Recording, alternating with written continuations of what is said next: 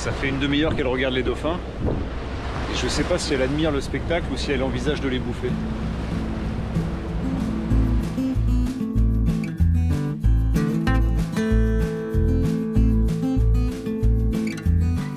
Et voilà, on est parti du mouillage de la Graciosa avec 1 heure de retard parce qu'Amaury est toujours à la bourre.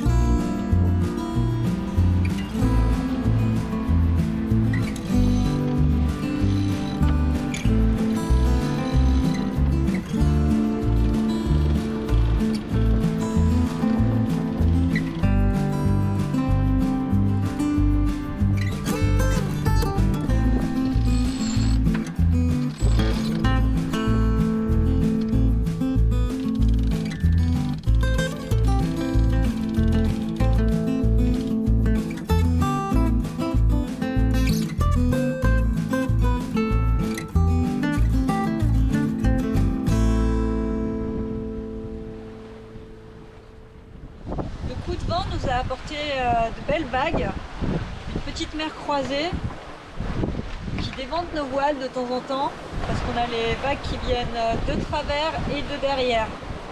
Comme on veut aller au port, on a choisi l'option de passer au vent de l'île. Donc on a peut-être un peu plus de vent que si on était passé sous le vent, donc à l'ouest. Et nous, comme on est à l'est, et ben on se prend aussi toute la houle.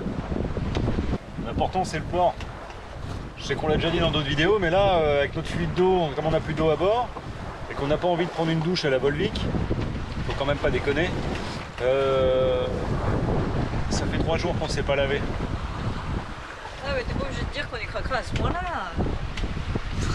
Bon, cela dit, ça nous gratte partout. Le vendredi, c'est un bateau de crasse-pouille.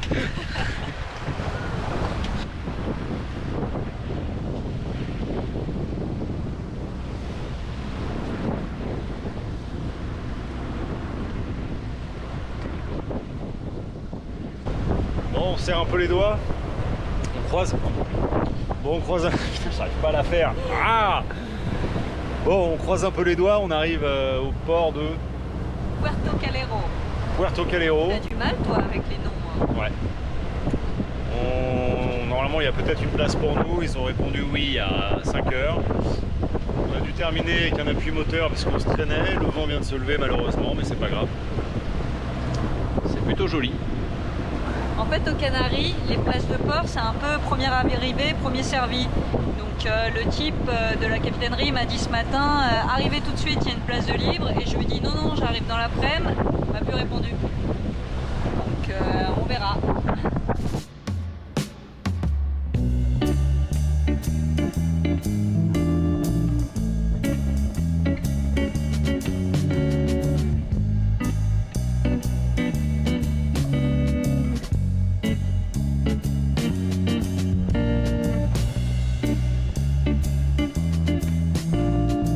Pour vendredi, on a toujours une place.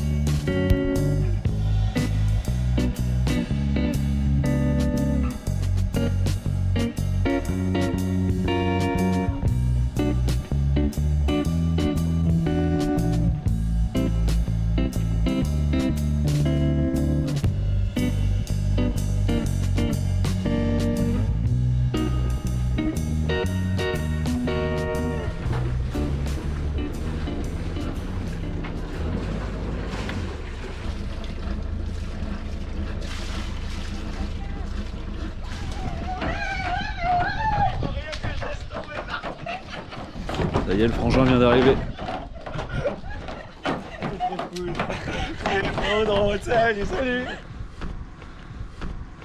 Lola, dis bonjour. Voilà, alors mon beau-frère, qu'est-ce qu'on va faire? On part en randonnée sur ce gros cratère qui fait 1200 mètres de diamètre et après on va faire le tour.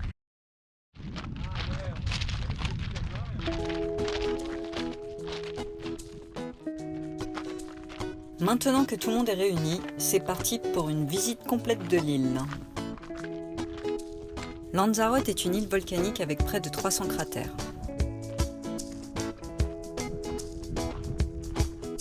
Avec un peu d'imagination, nous avons l'impression de marcher dans un paysage de fin du monde ou bien d'une lune fraîchement formée. La forme de l'île est bien entendu liée aux éruptions volcaniques produites sur plusieurs millions d'années. En 1730, les éruptions du parc naturel de Timanfaya, qui ont duré 6 ans, ont recouvert un quart de la surface de l'île et lui confèrent sa physionomie actuelle.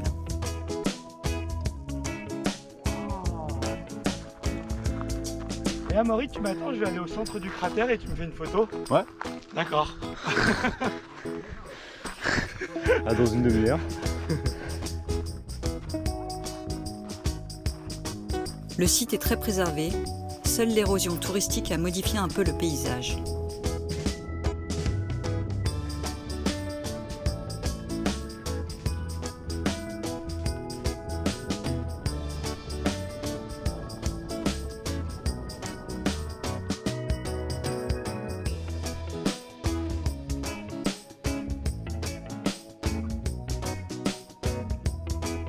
On trouve notamment Caldera Blanca, le plus gros cratère de l'île, avec un diamètre de 1200 mètres.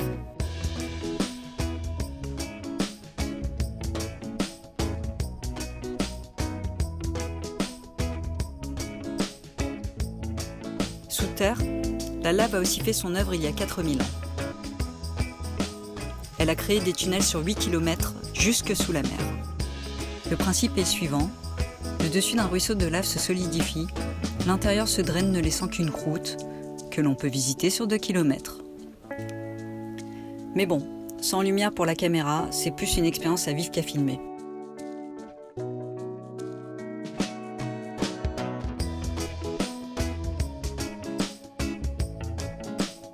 Enfin, en dehors des sentiers battus, parce que certaines choses se méritent, la lave est aussi à l'origine de splendides bords de mer où chacun peut trouver sa piscine naturelle le temps d'une marée. Si l'eau était plus chaude en ce moment, on s'approcherait quand même pas mal du paradis.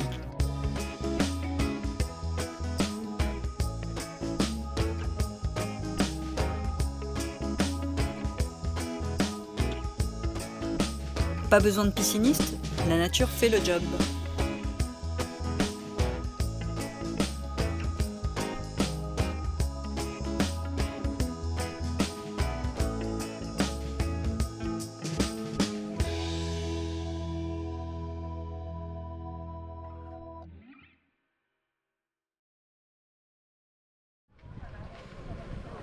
Qu'est-ce qu'on va visiter aujourd'hui? Je m'en fous. Alors aujourd'hui on va aller visiter un vignoble où ils produisent du vin local, le vin de Lanzarote. Et en voici les vignes. Donc en fait c'est de la roche volcanique, visiblement qui est poreuse, c'est-à-dire qui conserve l'eau. Et il fait très chaud au sein du trou. Enfin là je peux pas trop en dire puisque j'ai pas encore visité, donc le plus intelligent c'est qu'on vous raconte après la visite. Ça résonne là-dedans. Bon, parlons peu, parlons bien. Le vin, c'est important. C'est pourquoi les Canariens ont trouvé un système pour en produire malgré la terre volcanique. Le principe, ils creusent un trou et y plantent un pied de vigne. Ce trou, complété par un mini-muret, a pour but de protéger la vigne du vent qui souffle presque continuellement sur l'île. Et visiblement toujours dans la même direction, puisque le mur ne fait pas le tour du trou. Quant aux besoins en eau, ils n'arrosent pas. Même s'il ne pleut pas beaucoup sur l'île, ils n'utilisent que de l'eau de pluie. D'où l'utilité de cette sorte de gravier de roche volcanique qui conserve l'eau en l'empêchant de s'évaporer. Évidemment, toute la récolte se fait à la main. Tous les processus de fabrication du vin, c'est-à-dire la fermentation, la macération, l'écoulage et le vieillissement se font sur place. Après la théorie, le concret est le plus important, la dégustation.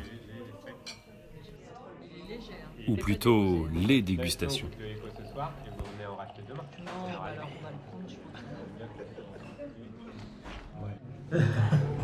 Alors, c'est quoi qui est pourri? Le palais.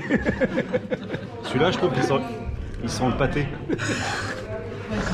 Non mais moi j'ai... Odeur de pâté persistante.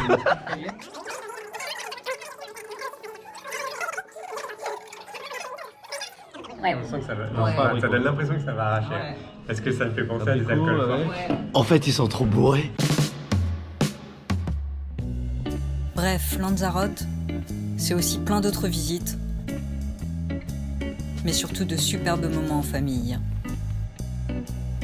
Un grand merci à toi ma sœur d'avoir planifié cette réunion de famille, à toi Greg d'avoir organisé nos journées avec toutes ces visites, et à toi mon frère d'avoir géré la cuisine et gâté nos estomacs.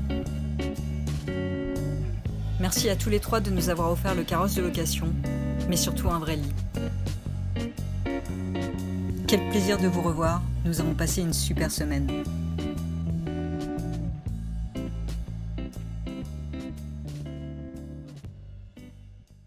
Maintenant que ma famille est partie, retour à la vie de marin, et Amaury a enfin pu se concentrer sur cette satanée fuite.